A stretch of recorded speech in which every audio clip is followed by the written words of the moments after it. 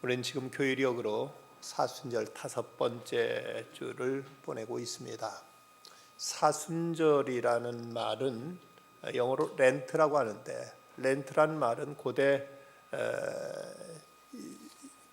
잉글리시 섹슨족들의 말 랑이란 말에서 유래된 것으로 그 뜻은 봄이라는 의미를 가지고 있습니다만은, 그러나 그 헬라에서 페살코스테라는 말은 이제 40일간의 기념이라는 뜻, 이것을 우리는 이제 따와서 사순절이라고 이렇게 부르고 있습니다.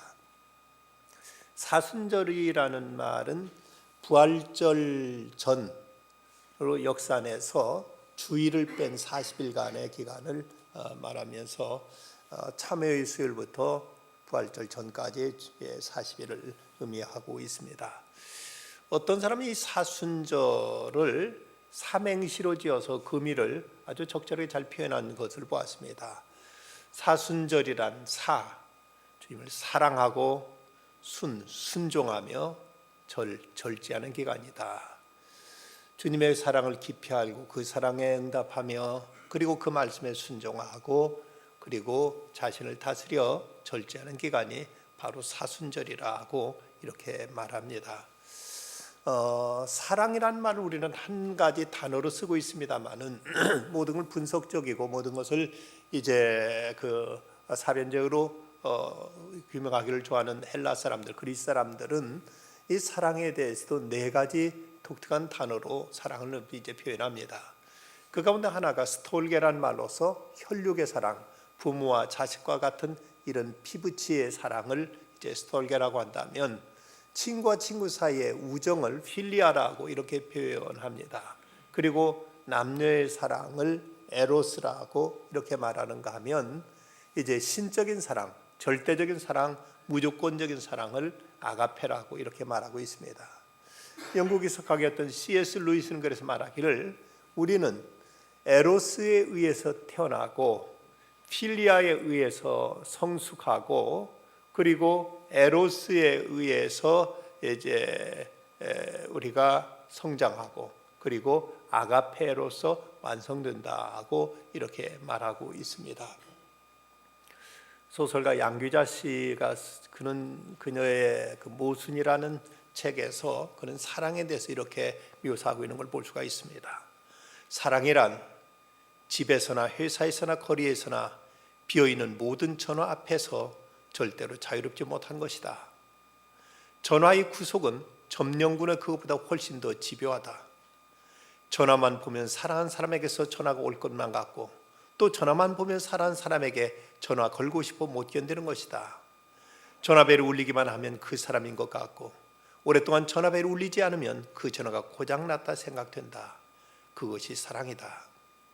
모든 거울 앞에서 자기 자신을 보지 않고는 지나치지 못하는 마음, 그것이 사랑이다. 사랑받는 내가 소중해서, 잘생겼든 못생겼든 사랑받는 나는 소중하니까 거울을 보지 않고는 못 견디는 것, 바로 그것이 사랑이다. 사랑하고 보면 왠지 기다려지고 그 목소리를 듣고 싶고 그와 함께하는 것만이, 그것만으로도 마냥 행복한 것, 이것이 사랑의 놀라운 능력입니다. 이제는 무엇을 해도 상관없고 그리고 어떤 고통도 다 감당할 수 있게 해주는 것, 이것이 사랑의 묘약입니다. 얼마 전에 인터넷을 통해서 두 여배우의 아름다운 우정이라는 글을 제가 받은 적이 있습니다. 탤런트 김수미 씨가 남편의 사업 실패로 인해 가지고 많은 부채를 지게 되었고, 거기다 그는 우울증에 걸려서 견딜 수 없는 고통에 시달리고 있었다고 합니다. 어떤 이 빚을 이제 갚아야 되는데 이 빚에 쫓기다 보니까 만나는 사람, 아는 사람마다 쫓아다니면서 돈 좀 빌려달라고 사정했다고 합니다. 그런데 이렇게 어려움에 이제 어떤 궁지에 몰리게 되니까 그동안 가까이 하면서 친했던 사람들도 하나둘 그를 멀리하고 피하더라는 것입니다. 근데 어느 날 탤런트 김혜자 씨가 그에게 찾아와서 이렇게 말하더랍니다. 넌 왜 나한테 돈 빌려달 소리 안 해? 추잡스럽게 몇백씩 꾸지 말고 이건 내 전 재산이야. 난 돈 쓸 일 없어. 다음 달에 아프리카 가려고 했는데 아프리카가 여기 있었네.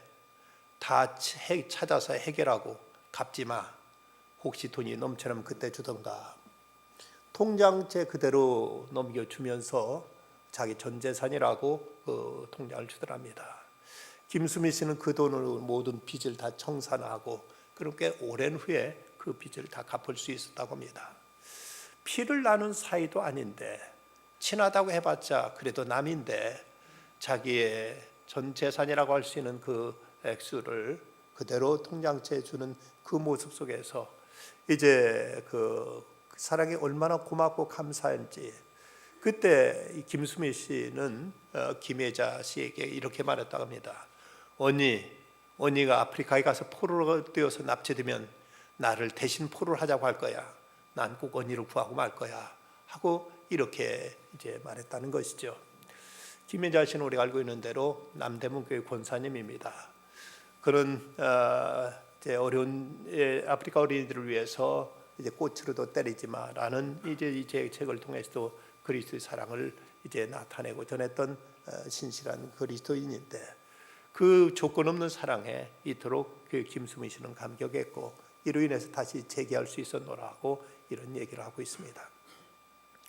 오늘 보면 요한복음 3장 16절 말씀은 모든 그리스도인들이 잘 알고 있는 복음 중에 복음이요 성경 전체의 요절이라고 할 만한 말씀입니다. 하나님이 세상을 이처럼 사랑하사 독생자를 주셨으니 누구든지 그를 믿는 자마다 멸망치 않고 영생을 얻게 하려 하심이라.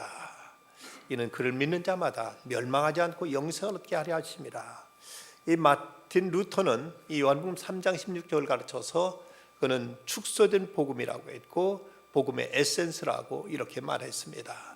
어떤 신학자는 이 말씀을 최고, 그리티스트라는 표현으로 설문제 표현하는데 그 의미가 깊습니다. 하나님에서 하나님은 최고의 애인, 그리티스트 러버라고 얘기하고 하나님 인간을 지고로 사랑하신 분이다. 또 세상을 최고의 숫자다. 모든 민족과 인종을 다 포함한다.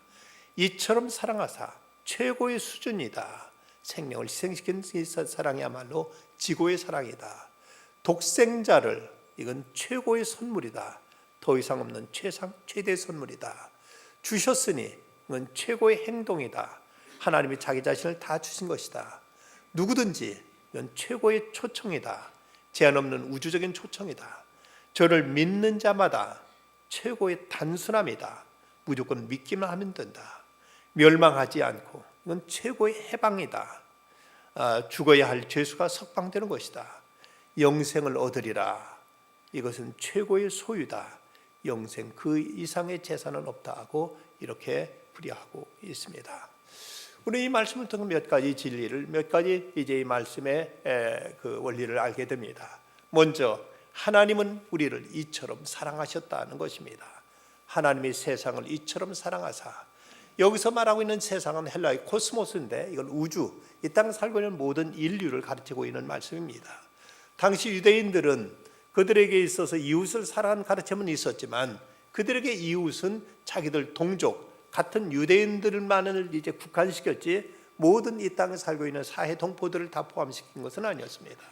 그런데 하나님 어떤 민족, 어떤 이제 피부색, 어떤 이제 혈통, 어떤 조건도 하나님은 제한을 두지 아니하시고 이 땅의 모든 사람들을 하나님이 이렇게 사랑하신다고 말씀하십니다. 어떤 특수 계층이 아닌 모든 인류를 사랑하셨고 또 그리고 이 사랑은 하나님께 주도권이 있습니다. 우리가 하나님을 사랑하는 그때 가서 우리를 사랑하신 것이 아니라 우리가 전혀 하나님을 알기도 전에 하나님을 믿기도 전에 하나님이 주도적으로 우리를 사랑하신다는 것입니다. 내가 하나님을 사랑함으로 하나님께 우리를 사랑하시는 것이 아니라 하나님께 먼저 우리를 사랑해 주심으로 그 사랑으로 인하여 우리가 하나님의 사랑을 알고 우리 또한 하나님을 사랑하게 되었습니다. 예수님은 너희가 나를 택한 것이 아니라 내가 너희를 택하여 세웠다고 말씀하십니다. 이 사랑의 주도권 철저히 하나님께 있다는 것입니다. 간혹 이제 어떤 사람은 나는 부모로부터 사랑을 받은 바가 없지만 나는 그래도 부모님께 효도하고 있다고 이런 말을 하는 사람이 있습니다만은 이건 대단히 주제넘은 얘기입니다. 누구도 부모의 사랑 없이 태어난 사람이 없고 부모의 사랑 없이 살아남을 자가 없습니다. 그렇다면 하나님의 사랑이 먼저 우리에게 부어졌고 그 사랑으로 하나님을 사랑하는 것이지, 우리가 하나님께로부터 사랑받은 바는 없지만 그런데 나는 하나님을 섬기고 있다고 얘기한다면 이건 대단한 불신앙이요 대단한 교만임을 알아야 됩니다. 먼저 그 사랑이 우리에게 주어졌습니다. 그리고 그 사랑은 또한 무조건적입니다. 우리가 어떤 일을 잘해서 그걸 보고 하나님이 우리를 사랑한 것이 아니라 바로 우리가 오직 하나님의 사람이라는 한 가지 이유만으로 우리를 하나님께서 절대적으로 무조건 사랑이니 그 사랑에 기인한 것이지, 우리 어떤 조건, 우리 어떤 자격, 우리 어떤 공로, 우리 어떤 행위가 결국 우선되지 않는다는 것입니다. 전 CC 총재를 지냈던 김중근 목사님, 그분이 나의 크리스찬 체험이라는 글에서 그분 이런 얘기를 하고 있습니다.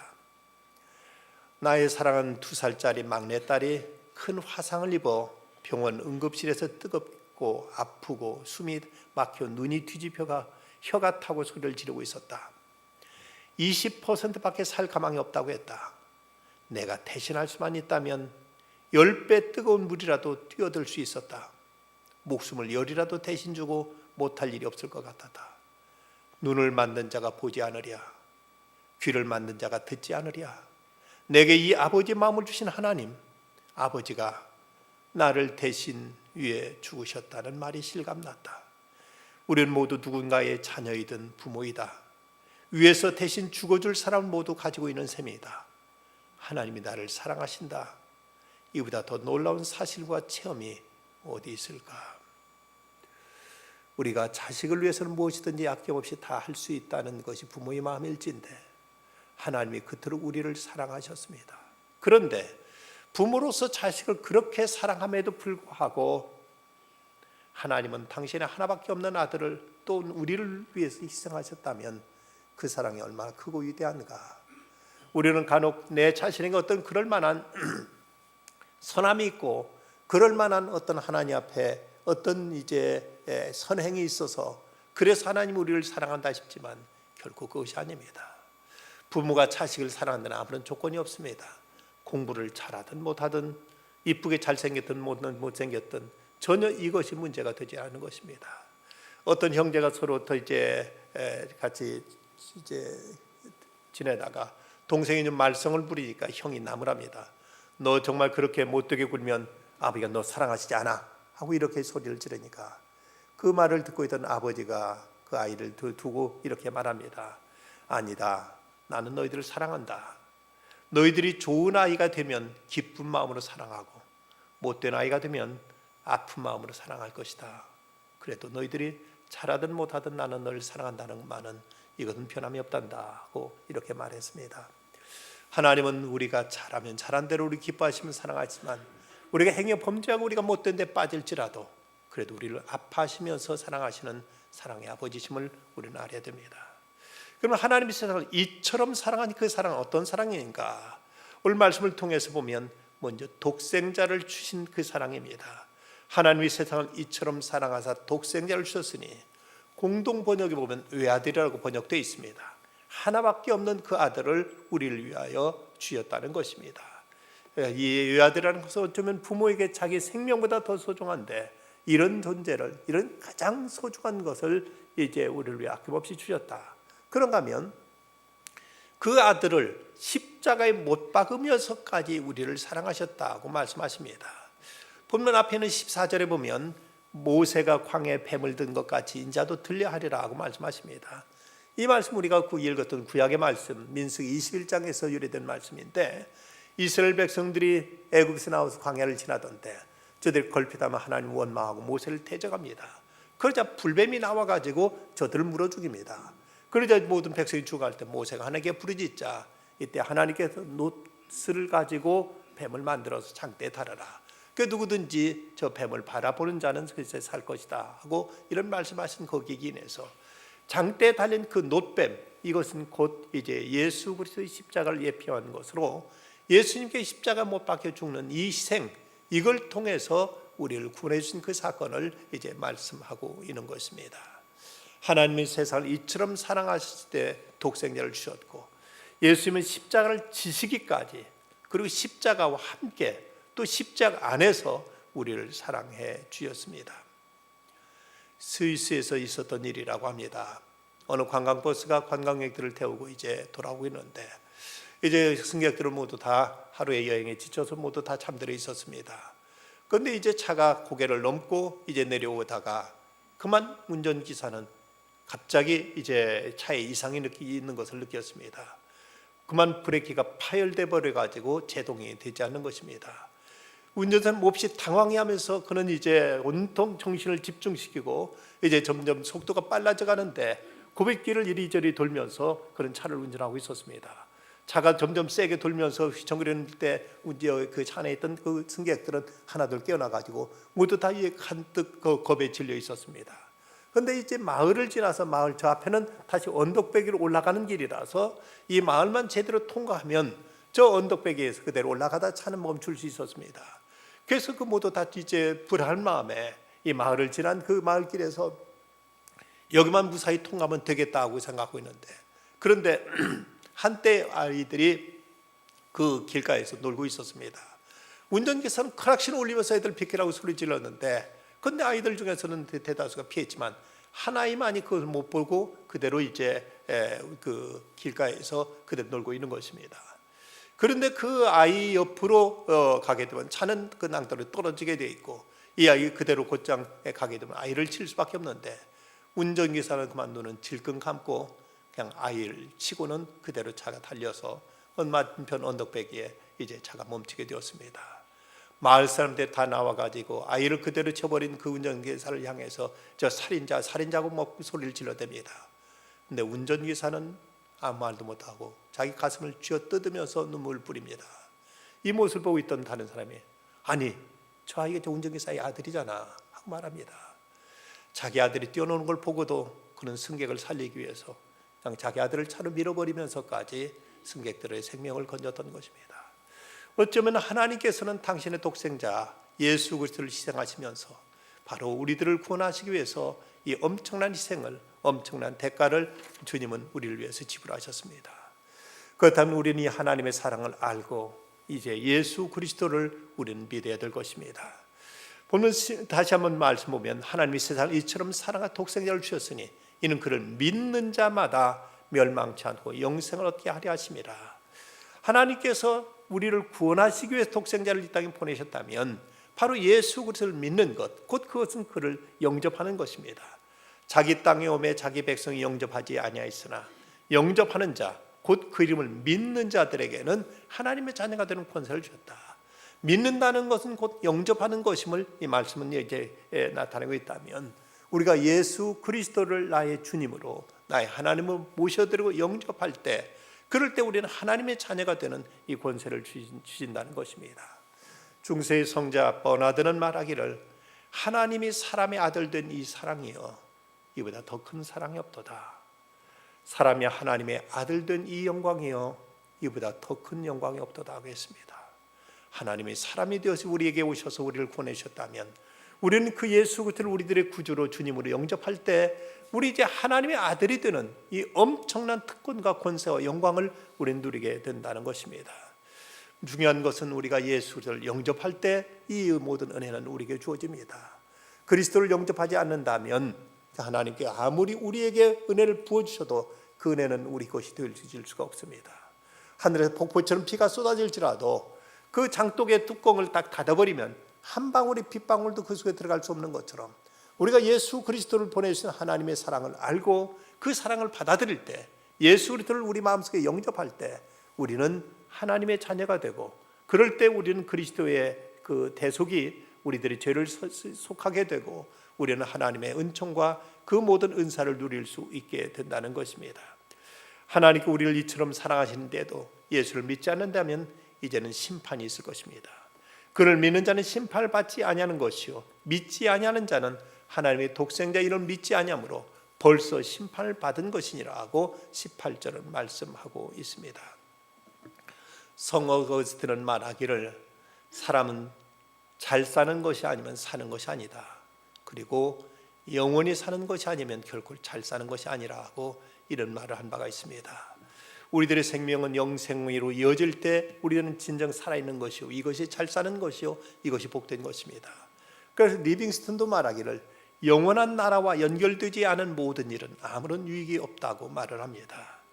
우리에게 영생을 주시기 위해서 하나님께 우리를 예수 그리스도를 보내셨다면 그리스도를 우리가 영접할 때 우리는 영원한 생명을 누리게 된다는 사실입니다. 언젠가 TV에 보니까 한 혈우병에 걸린 사람이 97일 동안 경외의료원에서 진료를 받았는데 진료비가 얼마인가 하면 무려 18억 8천만 원이 넘게 나왔습니다. 어떻게 이렇게 많은 진료비가 나왔는가 했더니 이 사람의 이제 피를 멈추는 주사 약값이 주사 한 대 600만 원짜리 주사를 맞는데, 그런데 이 피가 많이 계속 흘릴 때는 2시간에 한 대씩 이것을 맞아야 된다는 겁니다. 그러다 보니까 97일 동안 진료를 받은 진료비가 무려 18억 8천만 원이나 나왔습니다. 2시간 생명 연장하는데 600만 원짜리 주사 한 대 값이 들어든다면 우리 그럼에도 불구하고 우리는 이 땅에서 언제가 죽게 되고 맙니다. 그러나 우리에게 영원한 생명, 영생을 주시기 위해서 주님은 얼마나 큰 희생을 치르셨는가를 우리가 안다면 우리에게 예수를 믿는다는 것은 선택의 문제가 아니라 이건 절대적인 문제요, 우리에게 필수적인 문제라는 것을 우리는 깨닫게 되는 것입니다. 그럼 우리가 이 하나님의 사랑을 받았다면 우리는 이 하나님의 사랑을 알고 이 하나님의 사랑을 이웃에 나타내고 이 사랑을 이제 증거할 수 있어야 됩니다. 요한복음 3장 16절에 대한 적용 구절이라고 말할 수 있는 요한 1서 3장 16절은 이렇게 기록되어 있습니다. 그가 우리를 위하여 목숨을 버리셨으니 우리가 이로써 사랑을 알고 우리도 형제를 위하여 목숨을 버리는 것이 마땅하니라. 이런 절대적인 사랑을 우리가 받아서 영생을 얻게 됐다면 우리는 또한 이 사랑을 나타내고 이 사랑을 우리는 증거해야만 됩니다. 노래는 불려질 때까지 노래가 아니고 종은 울려질 때까지 종이 아니며 사랑은 자신을 내어줄 때까지는 결국 사랑이 아니라는 말이 있습니다. 독생자까지 내어주신 그 사랑을 우리가 받고 이 사랑으로 말미암아 구원받았다면 우리도 어떻게든 이 사랑을 나눌 수 있어야 되고 전할 수 있어야 되고 사람들에게 이것이 증거될 수 있어야만 됩니다. 보리스 콘펠트라는 분은 스탈린 시절 젊은 유대인 의사로서 그런 시베리아 강제 수용소에 끌려가게 됩니다. 그 수용소에서 한 진실한 그리스도를 만나서 그는 예수님을 영접하게 되었습니다. 그리고 나서 그는 2가지 결심을 합니다. 그가 결심했던 내용은 하나는 내가 받은 이 사랑을 누구에게 전해야 되겠다. 그리고 또 하나는 내가 믿게 된 예수 그리스도를 증거해야 되겠다는 이 2가지 결심이었습니다. 그런데 그 수용소 안에 한 그 젊은이가 그가 그 암으로 고생하고 있었습니다. 그 수용소 안에서는 이제 의약품이 제한되어 있었기 때문에 그 이제 의술을 베풀어서 건강하게 회복될 수 있는 사람에게만 이것이 수술이라든지 치료가 허용되었고 별 어떤 희망이 보이지 않으면은 결코 의약품 낭비한다고 이것을 이제 수술하지 못하도록 치료하지 못하도록 제한되어 있었습니다. 그런데 이 보리스 콘펠트라는 이 의사는 그 젊은이의 너무 안타까운 마음에 있어서 그는 이제 당국의 허락 없이 불법으로 수술해서 그 생명을 살려주었습니다. 그리고 나서 이제 그것이 발각되어서 이 보리스 콘펠트는 사형에 처해지게 됩니다. 그런데 사형당하기 전날 그 젊은이와 한 오랫동안 얘기를 나눌 수 있었습니다. 그 처형 직전에 그런 마지막에 이런 질문을 받았습니다. 당신은 당신이 선택한 것에 후회가 없습니까? 그런데 그는 이런 유명한 대답을 남깁니다. 그리스도 안에서는 결코 후회함이 없습니다. 그는 한 영혼을 사랑하여 복음을 전했고 예수 그리스도의 영광스러운 약속을 보여주었습니다. 그때 이 의사의 수술로 인해 살아냈던 젊은이, 그 젊은이가 누군가 하면 그 유명한 솔제니친입니다. 판체제 작가의 노벨상 이제 수상자인 솔제니친을 살려냄으로 인해서 이 보리스 콘펠트의 희생이 얼마나 또 위대한 아름다운 이제 이야기로 사랑을 꽃피울 수 있게 되었던 것입니다. 2 아이를 가진 한 주부가 머리가 갑자기 깨어질 듯 아파서 병원에 가서 검사해 보니까 결과는 뇌종양이었습니다. 실패할 확률이 훨씬 높다는 수술날이 다가오자 그녀는 모아둔 통장 다 꺼내가지고 남편한테 내밀면서 이렇게 말했습니다. 우리 두 아이 잘 길러주세요. 재혼해도 좋지만. 수술실로 들어가면서 남편한테 미안해요 라고 이렇게 말하자 그 남편은 그만 무뚝뚝한 그 성격에도 털썩 주저앉아서 울고 맙니다. 다행히 수술은 성공적으로 이제 끝나서 회복되었습니다. 아이들은 자신의 저금통 깨뜨려서 큰아이는 엄마 가발을 이제 사겠다고 하고 작은 아이는 엄마 모자를 사왔습니다. 병원 문을 나서는 날 기쁨을 온 몸이 하늘을 날 듯 했습니다. 그때 그녀는 이런 생각을 했습니다. 오늘 아이들이 학교에 돌아오면 어떻게 해줄까? 저녁 반찬 무엇을 만들어줄까? 남편한테는 어떻게 재미있는 말을 해줄까? 온통 행복한 궁리에 그녀는 시간이 부족하기만 했습니다. 이 이야기는 암에서 살아난 한 여인의 이야기만이 아닙니다. 우리 모두의 이야기입니다. 죽을 목숨 살아난 우리들, 영원히 진노와 저주와 심판 가운데 처해질 우리들이 그리스도의 십자가 대속으로 하나님의 이 절대적인 사랑으로 살아났다면 이제 우리는 어떻게 살아갈 것인가? 얼마나 우리에게 준 이 생명이 소중하고 얼마나 이것이 우리에게 고귀하다는 것을 우리는 이제는 깨닫고 이 사랑을 가지고 내가 어떻게 내 가족을, 내 이웃을, 내 주변 사람들을 사랑하며 그들과 아름다운 삶을 살 것인가를 우리는 이제 고민해야 될 사람들입니다. 마샤 에번스라는 10대 소녀가 있었습니다.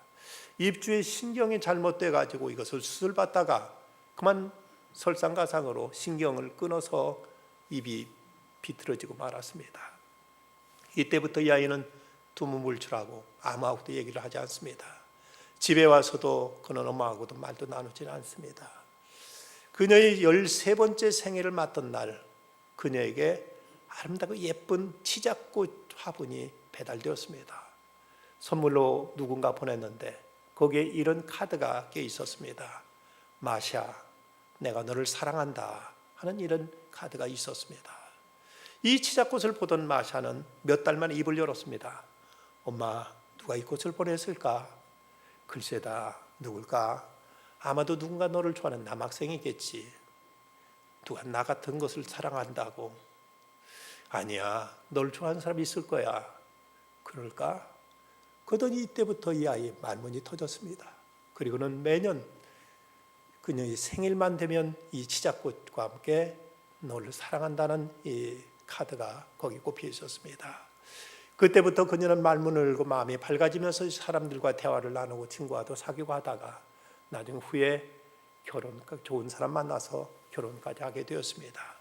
그런데 그리고는 그 더 이상 꽃이 배달되지 않았습니다. 왜냐하면 그해 어머니가 돌아가셨기 때문입니다. 이 엄마의 사랑이 바로 다쳤던 이 마사의 마음을 열어놓았습니다. 그리스도인은 나는 하나님의 사랑 안에서 새로운 삶을 찾았다고 고백하는 사람입니다. 독생자를 보내신 하나님의 사랑이 우리를 변화시키십니다. 인생의 행복은 하나님의 사랑을 어떻게 깨닫고 그 사랑을 누리느냐에 달려 있습니다.